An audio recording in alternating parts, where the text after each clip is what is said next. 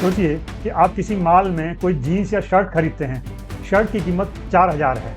आप झट से यूपीआई करना चाहेंगे। मैं आपको बता दूं कि आने वाले समय में ऐसा करने पर आपको क्रेडिट कार्ड की तरह एक्स्ट्रा चार्ज देना पड़ सकता है।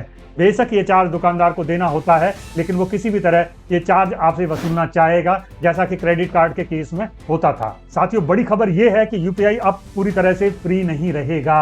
बीते 2 हफ्तों में दरअसल कुछ ऐसे घटनाक्रम हुए हैं जिसके बाद भविष्य में फ्री यूपीआई ट्रांजैक्शन की बात मुश्किल लगने लगी है। मैं बताता हूं कैसे। जरा इस पूरे घटनाक्रम को देखें। 19 मार्च को पीआईबी की एक प्रेस रिलीज सामने आई, जिसमें यूपीआई के लिए साल 2024-25 की सब्सिडी घटाकर 1500 करोड़ रुपए कर दी गई, जिसमें यूपीआई के लिए साल 2024-25 को बैंकों को दी जाने वाली सब्सिडी घटाकर 1500 करोड़ रुपए करने की जानकारी दी गई। इस सब्सिडी में सिर्फ छोटे व्यापारियों के लिए 2000 रुपए तक के यूपीआई लेन देन ही शामिल हैं। सरकार के इस कदम से हैरान पेमेंट काउंसिल ऑफ इंडिया ने 24 मार्च को पीएम मोदी को एक लेटर लिखकर यूपीआई पर एमडीआर लागू करने की मांग कर दी।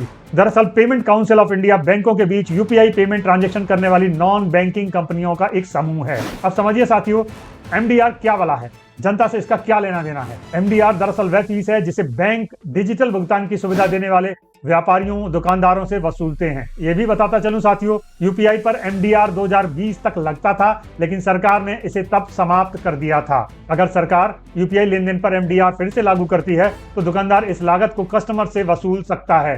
वो या तो सामान की कीमत में से जोड़ेगा या फिर कस्टमर से एमडीआर का चार्ज लेगा। यह ठीक उसी तरह है कि हम और आप जब किसी सामान को क्रेडिट कार्ड से खरीदते हैं तो दुकानदार हमसे ट्रांजैक्शन चार्ज के नाम पर 2-3% वसूल लेता है। यानी यूपीआई की हालत भी क्रेडिट कार्ड जैसी हो सकती है। एक डर ये भी है, दुकानदार आपसे यूपीआई के बजाय कैश मांगना शुरू कर दें और फिर कैश का जमाना लौट आए।